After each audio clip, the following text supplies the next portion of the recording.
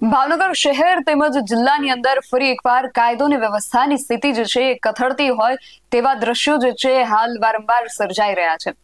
ફરી એકવાર ભાવનગર જિલ્લાના સિહોર તાલુકાના ચોરવડલા ગામેથી સમાચાર સામે આવી રહ્યા છે કે ત્યાં એક માલધારી યુવકની હત્યા કરાયેલો મૃતદેહ જે છે એ મળી આવ્યો છે અને આ પ્રકારે આ મૃતદેહ મળી આવતા સમગ્ર પંથકમાં ચકચાર મચી ગઈ છે। શું છે સમગ્ર વિગત જાણીએ આ અહેવાલમાં। જય હિન્દ BSI TV ન્યૂઝ પર આપની સાથે હું છું નિધિ ગઢવી। ભાવનગર શહેર તેમજ જિલ્લાની અંદર કાયદો અને વ્યવસ્થાની જે પરિસ્થિતિ છે એ ફરી કથળતી જોવા મળી રહી છે। ભાવનગર જિલ્લાના સિહોરથી સમાચાર સામે આવી રહ્યા છે કે સિહોર તાલુકાનું ચોરવડલા ગામ છે, ત્યાં એક યુવકનો મૃતદેહ મળી આવ્યો છે અને એની જે વાડી હતી એ વાડીના ઝૂલા પાસેથી એનો મૃતદેહ મળી આવ્યો છે। લગભગ રાત્રિના સમયે આ યુવકની તીક્ષ્ણ હથિયારના ઘા મારીને કરુણ હત્યા નિપજાવવામાં આવી હોય તેવું જે પ્રાથમિક દ્રષ્ટિએ પ્રાથમિક તપાસની અંદર જાણવા મળી રહ્યું છે ને આ જે હત્યા કરવામાં આવી છે એને લઈને સમગ્ર જે વિસ્તાર છે ત્યાં ખૂબ ચકચાર મચી ગઈ છે। ચોરવડલા ગામની આ ઘટના છે। લાલજીભાઈ ગલાણી નામના માલધારી યુવકની આ જે હત્યા છે એના કારણે આખું જે પંથક છે એ શોકમાં છે।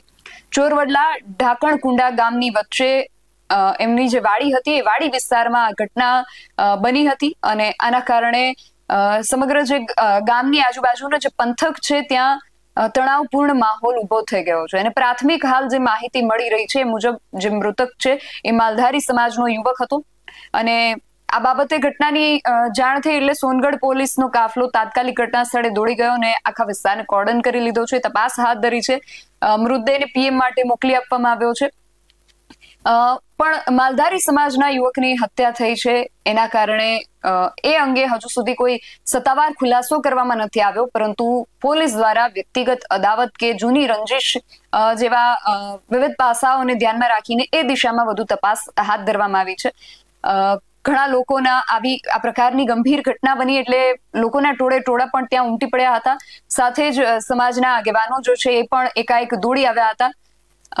આખા વિષયને લઈને અત્યારે સોનગઢ અને સિહોરની પોલીસ જે છે એ તપાસ ચલાવી રહી છે। સિહોરના ASP મૌસમ મહેતાની આગેવાની હેઠળ અમને માહિતી મળી છે કે આ કેસની તપાસ જે છે એ ચલાવવામાં આવી રહી છે, પરંતુ સૌથી પહેલા તો જે મૃતક યુવક છે એમના ભાઈ અને સામાજિક આગેવાન આ લોકો શું કહી રહ્યા છે એ સાંભળીએ, પછી આગળ વાત કરીએ। મારું નામ દેવાભાઈ બુધિલિયા, માલધારી સમાજ આગેવાન।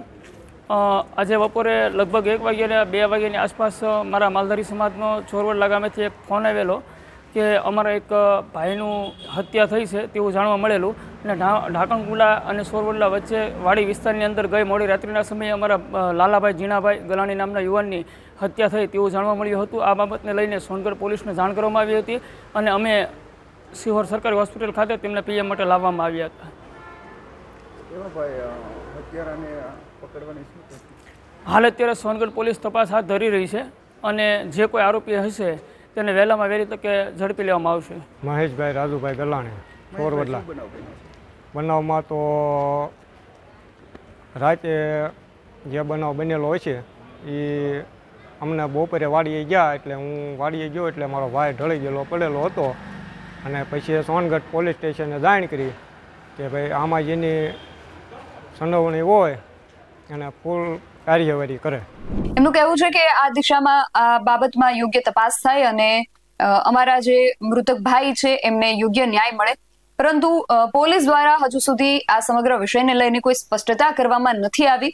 પરંતુ અમને જે માહિતી મળી રહી છે સૂત્રો દ્વારા એમાં એવું જાણવા મળી રહ્યું છે કે પોલીસની પ્રાથમિક તપાસમાં એવું બહાર આવ્યું છે કે આ જે મૃતક યુવાન છે એનો એક હાર્દિક નામનો મિત્ર હતો અને એની ઉપર હાલ શંકાની જે સોય છે એ ફરી રહી છે।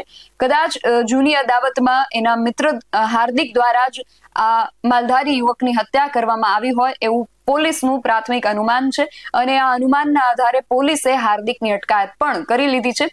હવે આગળ તપાસમાં શું બહાર આવે છે એ ખાસ જોવાનું રહેશે અને સમાજના આગેવાનો તેમજ મૃતકના જે પરિવારજનો છે એ જે રીતે ન્યાયની માંગણી કરી રહ્યા છે તો પોલીસ તપાસના અંતે શું સત્ય બહાર આવે છે ને કયા પ્રકારનો ન્યાય જે છે મૃતક યુવાનને મળે છે એ ખાસ જોવાનું રહેશે।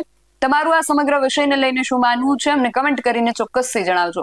આવા જ વધુ અહેવાલો સાથે મળતા રહીશું. તમે મારી યુટ્યુબ ચેનલને સબસ્ક્રાઇબ કરવાનું અને અમને ફેસબુક અને ઇન્સ્ટાગ્રામ પર ફોલો કરવાનું ભૂલશો નહીં. બાકી નવી અપડેટ્સ માટે આપ જોતા રહો BS9 TV ન્યૂઝ. નમસ્કાર.